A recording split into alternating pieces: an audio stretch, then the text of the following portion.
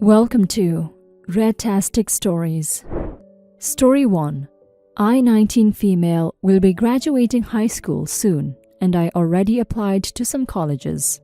I've even got a few good responses so far, although my main concern was getting into my dream college. I've always dreamt of studying there because it's my father's alma mater, and I hope it'll make me feel closer to him. So last week, I finally got a positive response from them. I got in after all. I told my mother, 43 female, and my half-sister, 18 female, about this, but their reaction was unexpected. My mom acted coldly towards me, while my half-sister shut her door at me. I was furious about their actions, although it wasn't all that surprising since it's been this way most of my life. My half-sister was conceived from my mom's affair. I was less than 1 year old when she fell pregnant from someone else. From the stories I've heard, I pieced that when my dad learned about her affair, he could not withstand the betrayal, so he took a gun to his head and killed himself. A few months after his death, my mom married her affair partner, and it has been hell for me since then. She hates me because I remind her of my dad, calls me slurs, treats me unfairly, and mocks me for being the kid of a spineless man because he ended his life over her affair. Her husband is worse. He misses no chance to call me an ugly weakling like my dad and would remind me that I was just an unwanted burden in this family. This is the kind of environment I grew up in, and my half-sister, who has all their love, sees me as her inferior, and although we were in the same grade, she ignored me most of the time or would gang up with her friends to bully me. About 5 years ago, my half-sister had a skating accident that left her semi-paralyzed waist down. She can still walk, albeit very slowly, with crutches, but prefers the wheelchair. Her accident was a serious matter, and it affected the entire household. My parents especially, since they took their frustrations out on me. They even told me several times that they wish it was me at the skating rink, although I don't see how that was possible.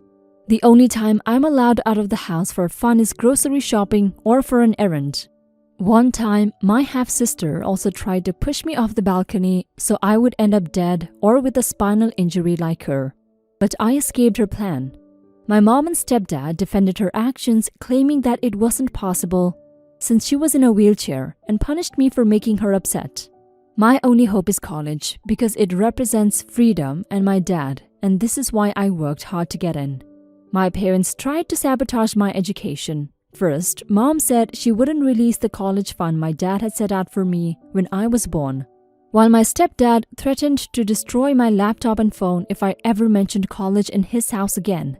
They're doing this because my sister has been throwing fits since I told them about my college acceptance because she's not going. They decided to send my half-sister to some trade school and expected me to switch to the community college nearby so we could live together. They expect me to be her caregiver. When I argued against this, they claimed I was being self-absorbed for not considering my sister and that it was about time I took over as a sole caregiver. They grounded me for kicking against it, saying that I won't leave the house until I obey. They further gave me an ultimatum, threatening to cut me off completely if I didn't comply with their wish. So for the few days I was grounded, I pretended to have a change of mind, and I kept up the act until my parents relented and permitted me to go see some friends and hang out one last time since I wouldn't be going with them to my dream college. I used that opportunity to pack my essential stuff and a few clothes, and I left the house. I switched off my phone and went with my friends to college. I am currently staying with my friend's family member who was willing to accommodate us since we have not exactly resumed for the semester. Then I sent my family a package containing a large pair of scissors and a note to enjoy the cutting ceremony. I wouldn't take their calls, so they sent texts calling me a disrespectful, selfish a-hole for the insult and banning me from ever coming home. I don't plan on going back because it was never a home to me. Am I the a-hole? Update. It's been a while since I dropped this, and I'm grateful for those who supported me. College has been all I dreamt it would be, and I love the new environment. 6 months of college has done wonders to my self-esteem and confidence in myself. Although I still do not contact the family I left behind, I get to hear news about them. My half-sister didn't proceed with the trade school plan since her grades were very poor. CGPA was 1.6 or something. But she's lying to everyone that she was unable to go due to her condition. My parents are still blaming me for running away because they are now stuck with her full time, and I guess they finally see through her sweet girl disguise. I'm glad I didn't kowtow to their demands and escaped when I did. I'm sorry about your dad, OP. You're definitely not the a-hole for running and choosing yourself over people who treat you like shit. Your family are a-holes. I can't believe your mother would treat you that way after she caused the death of your father. You needed to get out of that house for yourself and your future, and that's exactly what you did. I'm proud of you for that. Don't look back and continue to excel. I wish you all the best, OP. Story 2. I'm 28 male with no kids. My girlfriend is 26 female and has an 8-year-old son from her previous relationship. She was with the guy since they were kids, but when she got pregnant, he dropped the ball. She had it pretty hard during the early years, and it was a huge struggle for her to balance work, school, and her son. She made it work and is now in law school. The kid's dad made a change about 3 years back when his own father died and has since been helping. We've been together for a year and 2 months, and I really do love her. However, when we first got together, she did mention that she doesn't see herself having other kids because it was incredibly hard. She values her time alone when her kid is away, and she wants to travel, with her son being that he's grown bigger now. Also that she has a school-age kid and doesn't want to start over with an infant. It was too early for me to complain about it or try to change her mind. It wasn't brought up again for some time. Fast forward to last night, we were watching something and I mentioned that my co-worker has left work to have her 4th kid. She said that she couldn't imagine having that many kids. I got a little offended that my parents had 5. She told me that that's what worked for my parents, but it wouldn't work for her.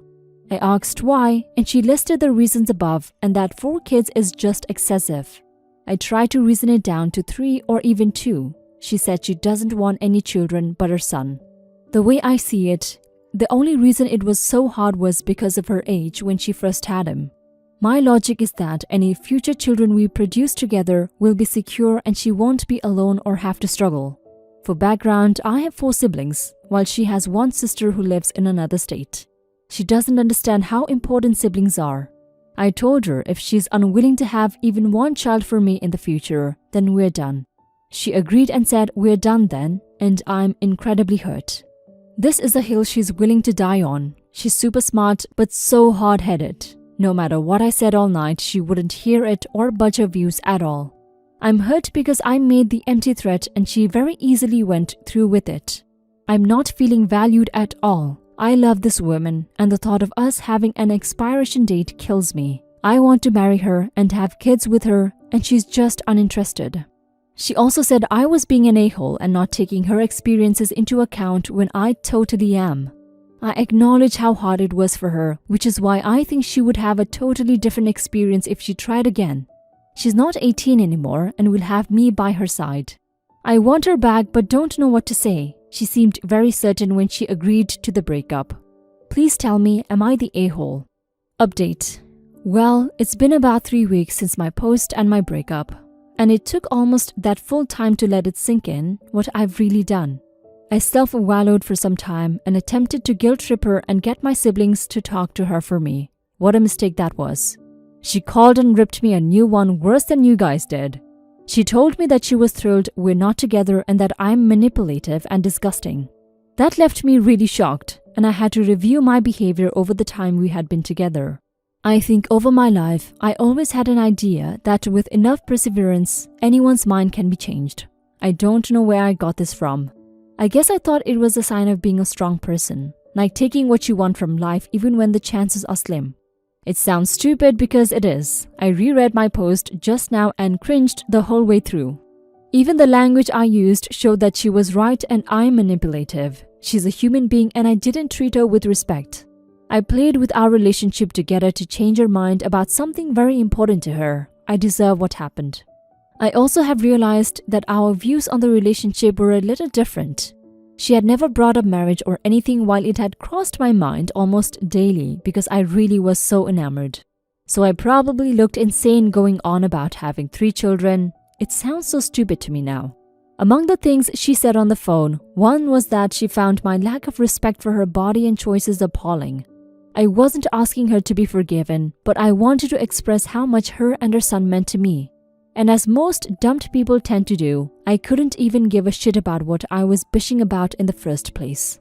I miss going to the park with her and her son. Those days were nice and calm, and I didn't appreciate them. I let some fictional children and my bad habits ruin something good. I have a lot of self-reflecting to do, and while I'm still sad, I know now that her dumping me was really for the best. Thanks guys for being honest. OP, sorry about the breakup, but based on what I read, I'm pleased you realized the a-hole behavior you had. It takes a lot to admit when you are the a-hole and take responsibility for all the negative and toxic behavior. I hope with all your reflection on this situation, you will be able to avoid that kind of behavior in the future and find or have a healthy relationship with someone that shares your desires, hopes and dreams. Rather than trying to change someone, always remember that when someone says this is their thoughts, assume it will never change. Good luck, OP. Best you can do is move on and learn from your mistakes.